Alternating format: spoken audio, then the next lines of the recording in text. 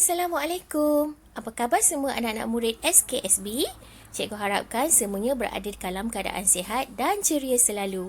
Kamu semua akan kembali ke sekolah tidak lama lagi kan?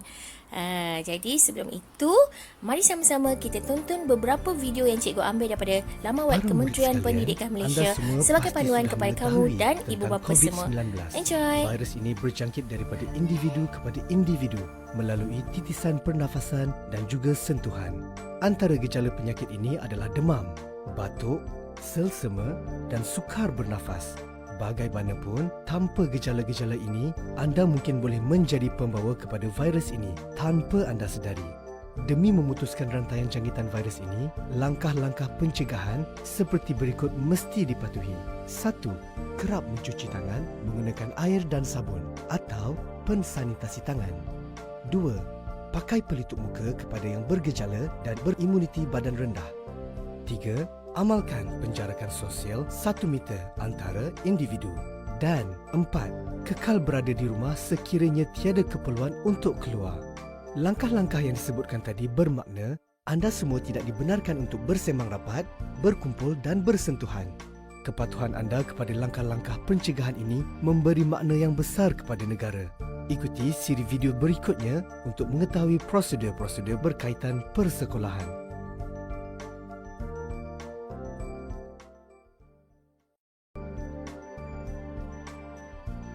Murid-murid sekalian, penjarakan sosial 1 meter perlu sentiasa diamalkan di sepanjang perjalanan ke sekolah. Bagi yang berjalan kaki, pastikan jarak anda ketika berjalan.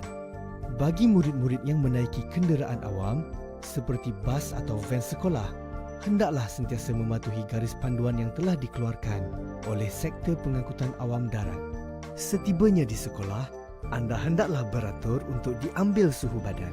Jika suhu badan melebihi 37.5 darjah Celsius, anda akan dibawa ke bilik isolasi dan tidak akan dibenarkan untuk masuk ke kelas. Ibu bapa atau penjaga akan diberitahu supaya mengambil anda pulang untuk dikuarantin.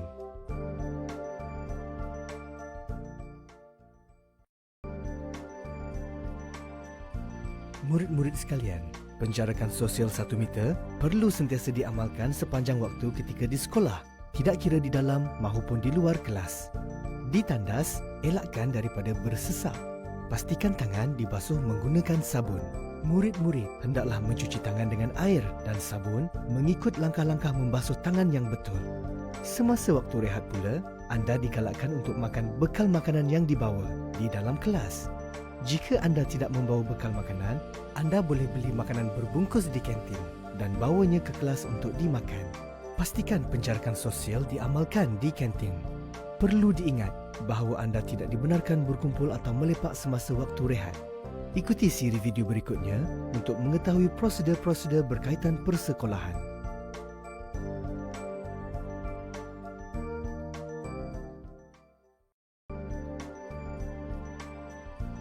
Ketika berada di sekolah, anda dilarang berkumpul dengan kawan-kawan dalam kedudukan rapat atau bersentuhan. Tiada perhimpunan akan dijalankan buat sementara waktu. Segala aktiviti sukan juga ditangguhkan. Semasa menuju ke kelas, anda hendaklah berjalan dalam jarak 1 meter di antara satu sama lain. Perjalanan adalah dalam satu arah sahaja. Barisan arah yang berlawanan perlu mengikut jalan yang lain. Di tangga, para murid hendaklah bergerak dalam satu barisan. Pergerakan menaiki dan menuruni tangga mengikut laluan terarah. Di dalam kelas, murid akan dipecahkan kepada bilangan yang lebih kecil. Penjarakan sosial 1 meter hendaklah sentiasa diamalkan sepanjang berada di sekolah. Ikuti siri video berikutnya untuk mengetahui prosedur-prosedur berkaitan persekolahan.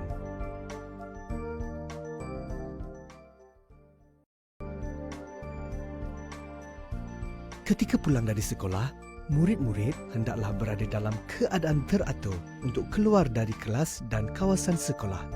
Bagi yang menunggu untuk diambil oleh ibu bapa, pastikan penjarakan sosial semasa berada di ruang menunggu. Bagi yang pulang dengan berjalan kaki, sentiasa jarakkan diri anda 1 meter dengan orang lain. Bagi yang pulang dengan bas, lakukan penjarakan sosial semasa menunggu di hentian bas. Ketika beratur untuk menaiki bas dan sepanjang berada di dalam bas. Demi menjaga kesihatan anda daripada dijangkiti COVID-19, langkah-langkah yang telah ditetapkan ini hendaklah sentiasa dipatuhi. Kepatuhan dan kerjasama anda memberi makna yang amat besar untuk negara.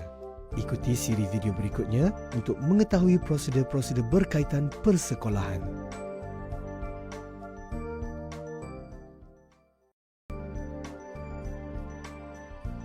Tahukah anda apa yang perlu dilakukan sebelum ke sekolah? Sebaik sahaja bangun pagi, periksa suhu badan terlebih dahulu. Seluruh ahli keluarga digalakkan berbuat demikian. Jika suhu anda tinggi, kekal berada di rumah dan tidak perlu ke sekolah. Amalkan kebersihan diri. Pastikan baju sekolah yang bersih setiap hari. Para murid juga digalakkan untuk membawa bekal makanan sendiri. Ikuti siri video berikutnya untuk mengetahui prosedur-prosedur berkaitan persekolahan.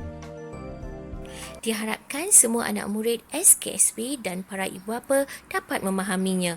Marilah sama-sama kita mematuhi dan mengamalkan SOP ini dalam sesi persekolahan norma baharu. Terima kasih. Jumpa lagi.